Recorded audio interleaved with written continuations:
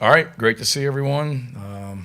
Welcome back. Hope everybody had a safe trip home from Baton Rouge. I should have said this the other night and forgot, but want to thank our fans that were down at LSU the other night. They were awesome. From the looking out my window at the hotel all day Saturday, we stayed right on the interstate, and I feel like every time I looked out the window, I saw a car on the interstate headed towards campus with Gamecock flags on the car. Driving into campus, all the rabid fans, but you saw a lot of South Carolina fans out there tailgating. Also, as we came in, when the buses dropped us off, all the Gamecock fans that were there to meet us when we got off the bus, that was awesome. All the fans that were down there in that corner by our locker room were loud and made their presence felt, and it was a sea of garnet and black down there, which was awesome. And then during pregame warm-ups, I looked up in the upper deck, kind of behind our bench, and there was a whole swath of garnet and black up there in the upper deck also. So really appreciate them making the trip down there. Sorry that we didn't get a win for you. Wanted nothing more than to get a win while we were down there for all of our awesome fans that were down there. But really appreciate them traveling and making the trip down to Louisiana. It's great having them there, and it's what South Carolina football is about, what this program's about, what this university is about, what this fan base is about. So thank you very much. And then we're going to need you again on Saturday. First day game that we've had here at home. So we've got to get up early and get the tailgating going early, get in here early. I know what traffic is like on State Fair Saturday, and we know it's going to be a lot of traffic. So leave early, get here, tailgate. We need you in there early, and we need a home field advantage. It doesn't matter. We talk to our players. It doesn't matter. Game time, location, none of that should change how we play, and none of that should change how we cheer and the noise we make on Saturday, whether it's a 12:45 game or a 7:45 game. It needs to be loud. We've got a really good opponent coming in here that's playing their first true away game. Nothing against the home field advantage that Temple has, but I don't think playing in the Eagles Stadium is the same as playing in Williams-Brice. And last week down in Dallas, I've been a part of that game. It's an unbelievable environment, but it's still a 50-50 crowd. This will be their first true away game in front of 80+ thousand, and they need to feel us on Saturday, and I know they will. Like I said, got a big know our fans will do their part. Got a big challenge. Coach Venables has done an amazing job there. He has taken back over the defense this season, and it is obvious the impact that he has made. I know y'all love stats. You're going to love when you look at their stats, because it won't take you long to find them in the defensive rankings nationally. They're pretty much 1, 2, or 3 in literally every category, it feels like, and rightfully so. They're active and disruptive up front. The linebackers are all experienced. They've got a transfer that's come in from Oklahoma State that's really added to that. The whole secondary returns. They've brought in a true freshman at corner that's playing really well. And then, of course, our Mason Thomas and what he does up front. He makes life really difficult on opposing offensive lines, and then the movement they have up front with the defensive tackles. They're well coached. They're great players. The transfer from Florida State's made an impact on the other side. Special teams, opportunistic. They faked 3 punts last year themselves, one in the bowl game, one against Missouri, and one against us. They're opportunistic. They challenge you with their schemes, special teams wise. And then, offensively, the impact that John Mateer has made on their entire program. I mean, what a player he is. You go back and watch his Washington State tape. He is a football player, and a ton of respect for him. It's evident what kind of leader he is and how those people the players on that team rally around him, and the toughness and competitive spirit he has to go out there and play in that game against Texas last week. He's just a heck of a player, and everything starts with him. Solid running backs, physical offensive line, tight end that was playing linebacker for him last year that's come over to the other side of the ball and is doing a nice job. And then they're better at receiver. They had some injuries there last year at the receiver position that decimated that whole group, and those guys are back healthy. And then they've added a couple transfers there that are playing in the rotation. So they're highly ranked for a reason. They're well coached, they're tough, they're physical, play hard, know the tradition in that program from being there for however many 4 years that I was there, and 3 years that I was there. So got a big challenge Saturday, and looking forward to being back in front of our home crowd. I'm sure you'll ask about injuries. I'd say all those guys that you want to know about, they're all questionable right now. We'll have a better idea tomorrow. Shane, not looking for specifics, but in terms of blocking schemes, how different do you think Sean's approach will be from what Lonnie had? Yes, if I was Oklahoma, I would go back and study every game that Sean had as the head coach at Georgia State, every game that he coached here as the offensive line coach, and every game that he coached at App State. And that's a good start for them and everything. Now, having said that, in all seriousness, certainly there's going to be things in the run game that he really likes that maybe we haven't been doing as much that we'll, add. Certainly, we're going to add some things to the scheme, but we're also, you can't just blow everything up and say, okay, all of a sudden we're going to become a, whatever type team, and we haven't been doing it all season. So we're going to continue to do what we do, but there'll be some new, twist off of it. There may be one or two new schemes that he feels like he wants to implement. So there will be some schematic changes. I think more than anything, David, it's just a different voice in that room. Every coach is different. My style is different than Kirby Smart's style or Steve Spurrier as a head coach. Every coach is different, and you got to be who you are. And Lonnie Teasley's style of coaching is different than Sean Elliott's. Doesn't make one right or wrong. It's just different. So that'll probably be the biggest thing. Is just the coaching style, the voice in that room. There'll be some things that we've tweaked already, just in regards to some technique things and terminology of how we call some things that Sean's more comfortable with. So there'll be some changes. You can't blow the whole thing up, but definitely some schematic changes, and then just general coaching tweaks. How confident are you that a different voice will cut down the number of penalties? Confident, but then also you turn on the tape of Oklahoma and you see how active they are, and I think they're right at the top of the SEC in sacks and TFLs, and I think I've told you guys before, on Mondays I always watch what I call the havoc tape, and it's just the opponent's tackles for loss, sacks, and turnovers.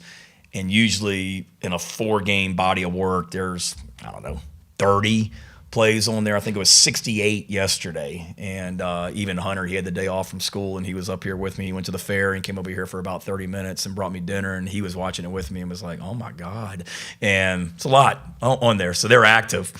But that is the hope, certainly, Jordan, that we can cut down on the pre-snap penalties. Today at practice, Sean was literally lined up across from the center pretty much every play of practice, screaming, yelling, clapping, barking, blowing whistles, making move calls himself, just trying to make things as difficult as possibly can. So would it be nice to say that we're going to go out there and have 0 pre-snap penalties on Saturday? Yes, it would be nice to say that. Is that realistic? I don't know, but it definitely needs to be less than, I think we had 6 on offense the other night alone.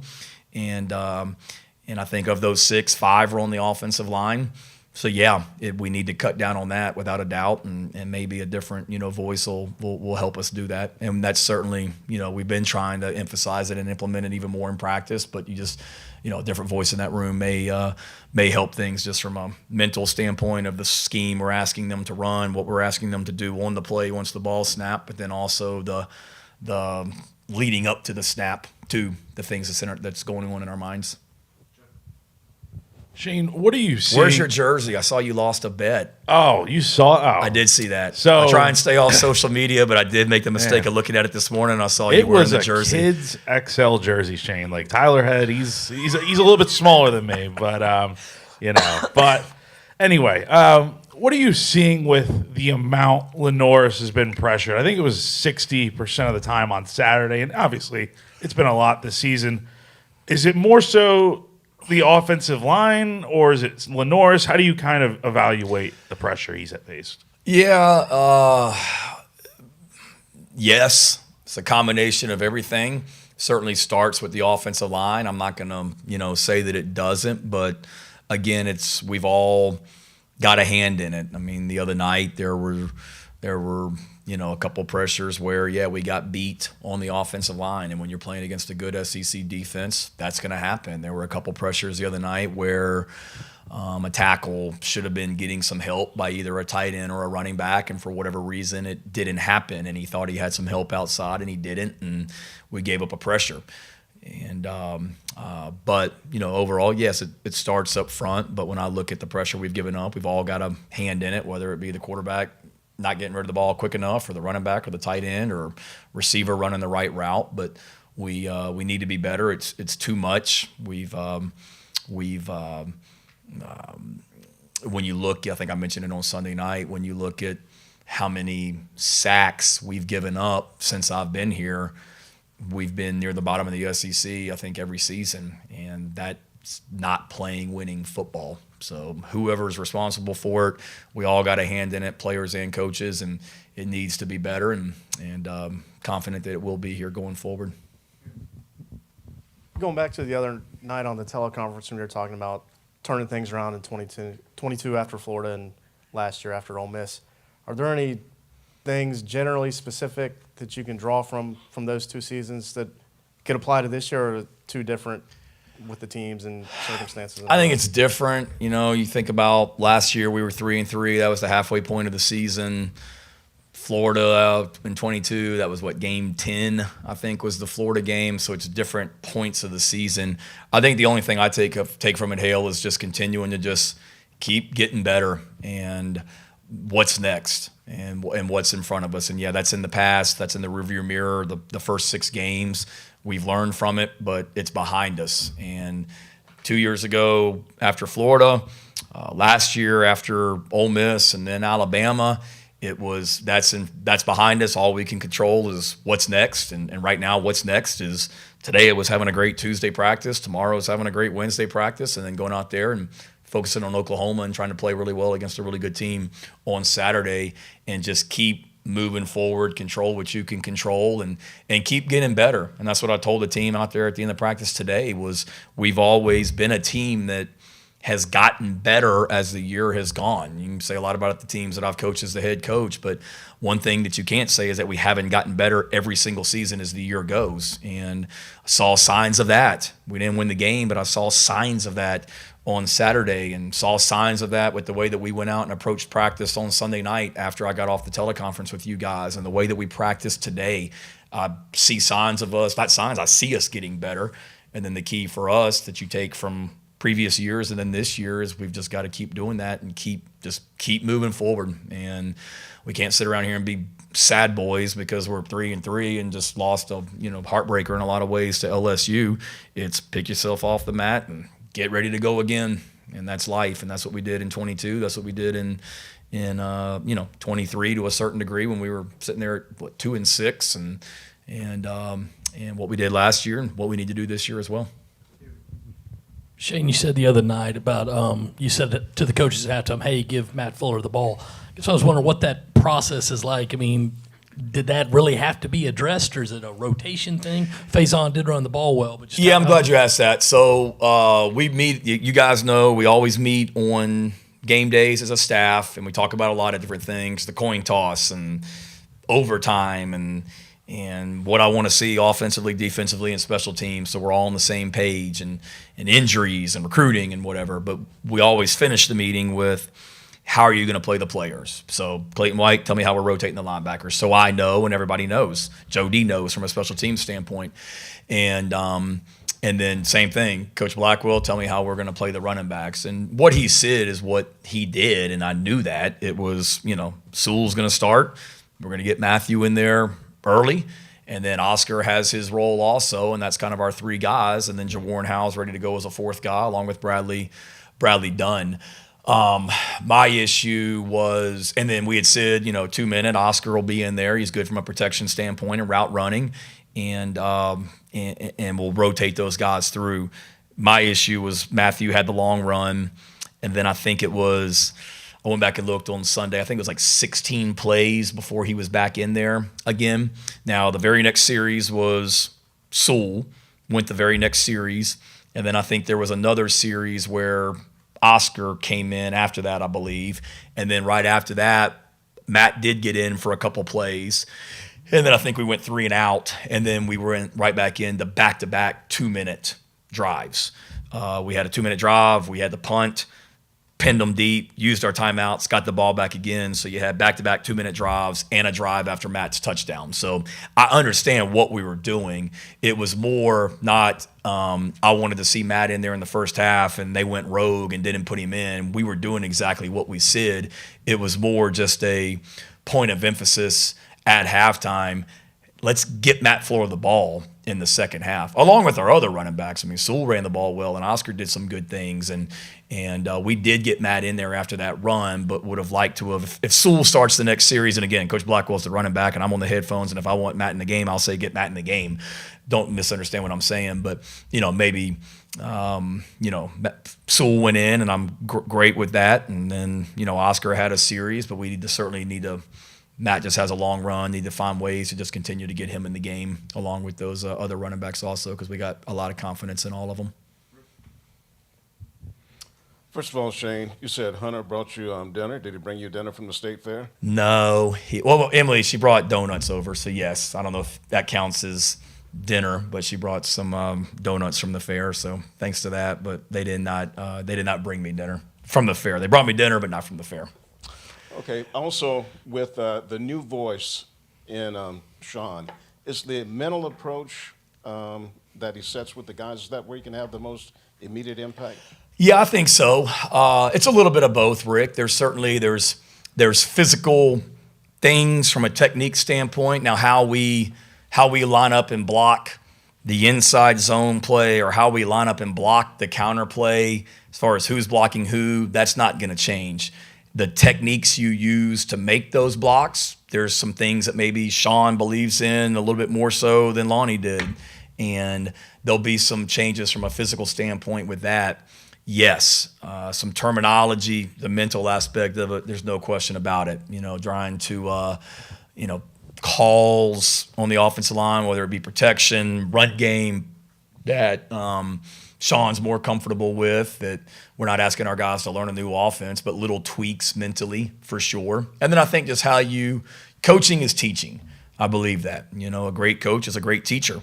And being able to, there's a different voice in there and there's a different style of teaching. And I think that will help the mental aspect of it. There's no question about it. Not that Lonnie wasn't, but just I tell our coaches all the time, just find, if a guy's not getting the material, you got to find a different way of teaching it. Maybe it's drawing it on the board. Maybe it's individual meetings. Maybe it's a PowerPoint. It's video. It's whatever it might be. You got to find different ways to connect with guys. And I think Sean, just a different voice and maybe saying the same thing, but just a different way of saying it, or a different message, and trying to make concepts even more simpler for them, doing the same thing, but just, saying it a little bit differently, if that makes sense.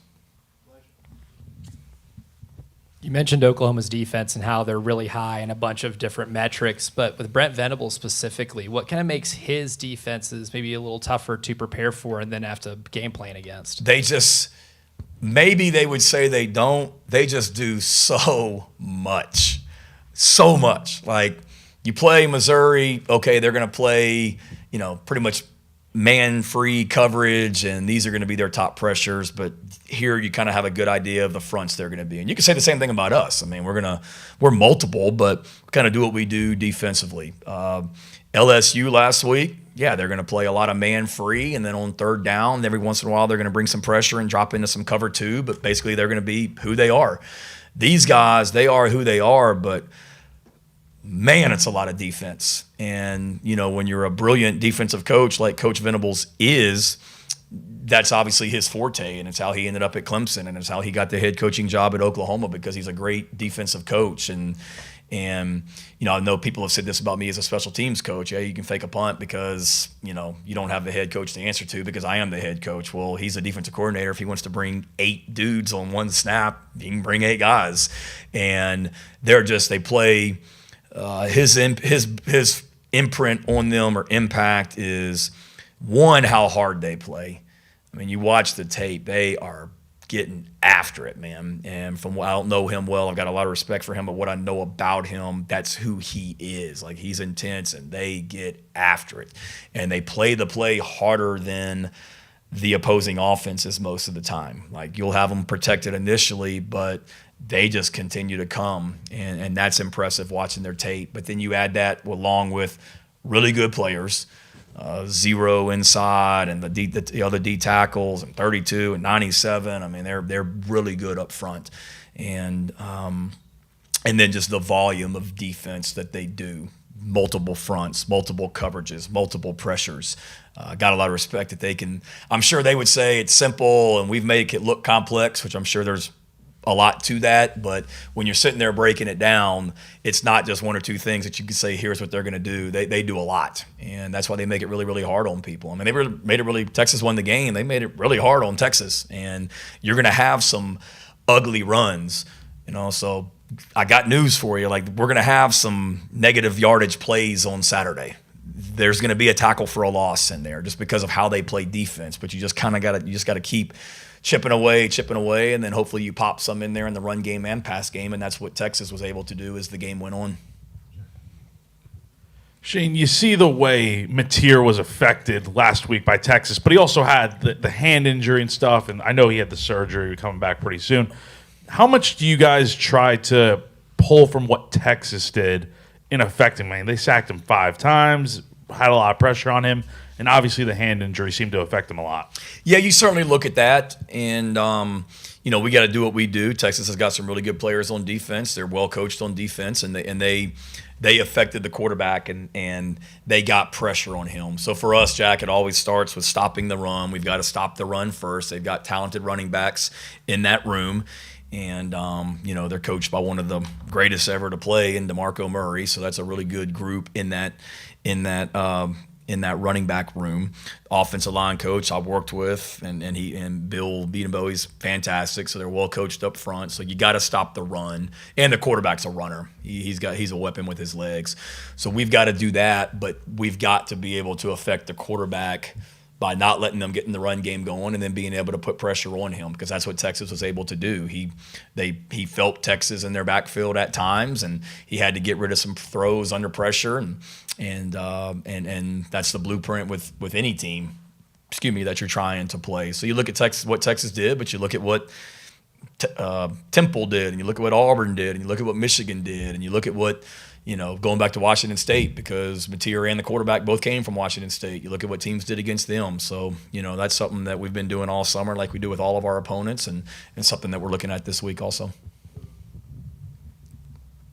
I'm curious, you've been around a lot of programs. I kind of went back and watched a lot of just random interviews with different offensive linemen, and the language and sort of how people vocalize what that position means in terms of quarterback protection. Just, have you noticed different programs, what works and what doesn't in terms of sort of building chemistry and that relationship between offensive line and quarterbacks? And I guess, do you feel like if something succeeds in one program, you can apply it, or is it just too different?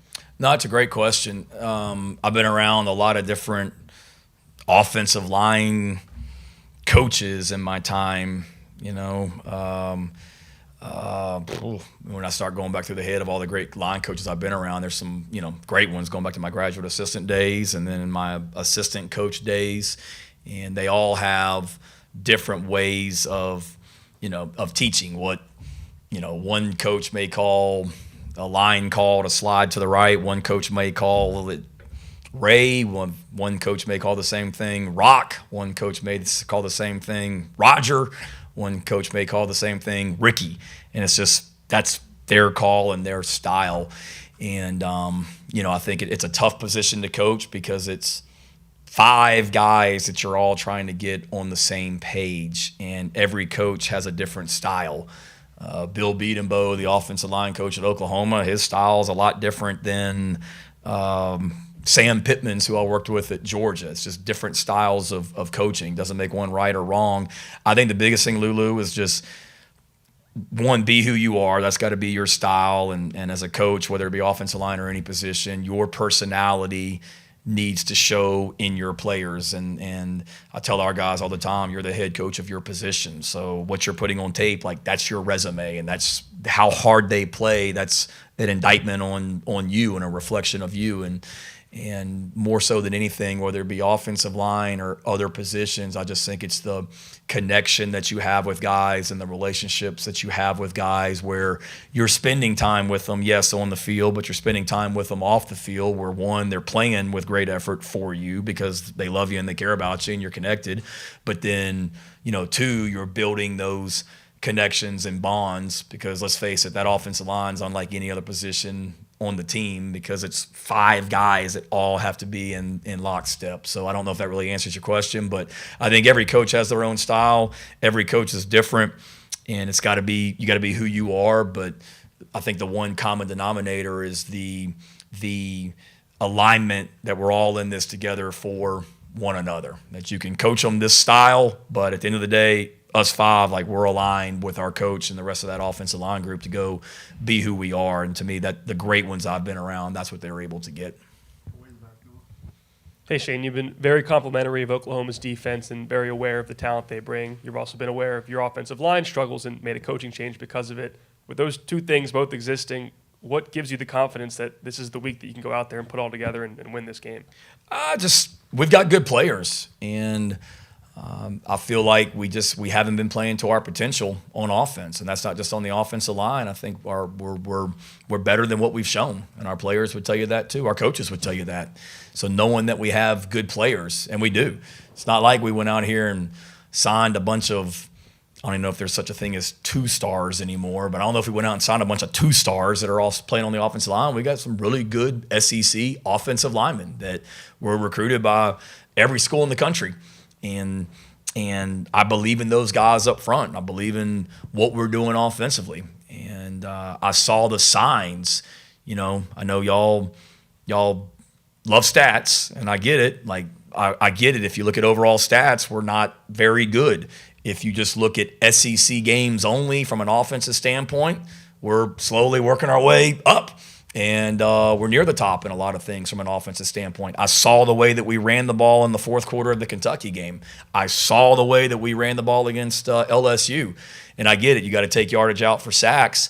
But I don't think anybody had ran the ball for more than 160 yards against LSU. And we gained close to 260 the other night. And it's more than just Matt Fuller's long run. So seeing that and the progress we've made, knowing how important it is to our guys up front on the offensive line and our entire offense gives me, great hope. And we know it'll be a challenge. It was a challenge last year out there against them. It's a challenge for every team that plays them, their offense against Oklahoma's defense, because of how talented and well coached they are. But I know our guys they want to. They're great competitors, and they're excited to get out there and try and take another step on Saturday. 2 coaching questions for you. Are Sean Elliott and Ben Burris auditioning for the full-time jobs going forward at those positions? And secondly, do you expect Travian Robertson to return this season? I would. It's the first question. I don't know if audition is the word. Like, my focus right now, and this isn't like media coach speak, it's truly just trying to do everything we can to beat Oklahoma. And we got a lot of football left in this season, and I'm trying to just empower those guys to be their very best this upcoming week, and then the rest of the season will take care of itself. But I will say this, Jordan, I have a lot of confidence in both of those guys. Otherwise, they wouldn't be in the position that they're in right now. When I made the change, as soon as I talked with Lonnie, I grabbed Mike and Sean and met with them in my office and told them what I had done. And I said, in my opinion, Ben needs to be the tight ends coach going forward, but you guys, let's talk about it if y'all don't feel that way. And everybody's in agreement. So Ben will do a great job with the tight ends. Sean will do a great job with the offensive line. Let's focus on this week, and then everything else will take care of itself as we go down. Travian, I would hope, would be back. He was out at practice again today. He was actually standing on the balcony and watching practice today for the first time. Usually he has been sitting in a chair, and he couldn't really stand, but he was standing over the railing today and watching practice. And I know he was out there the entire time watching from the balcony. He texted me a picture yesterday. I guess he had surgery yesterday where he got all the screws out. So he sent me a picture of all the screws that had been in his feet, which wasn't the greatest thing I've ever seen when he sent me that one. But glad he got the screws out. And I think he said maybe one more surgery. And then after that, he felt like he'd be on his feet and kind of moving forward at a fast pace. So optimistic that he'll be back out there coaching soon. And he's doing a lot not on the field.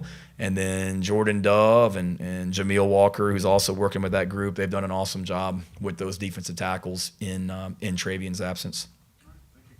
Okay. Thank you, guys.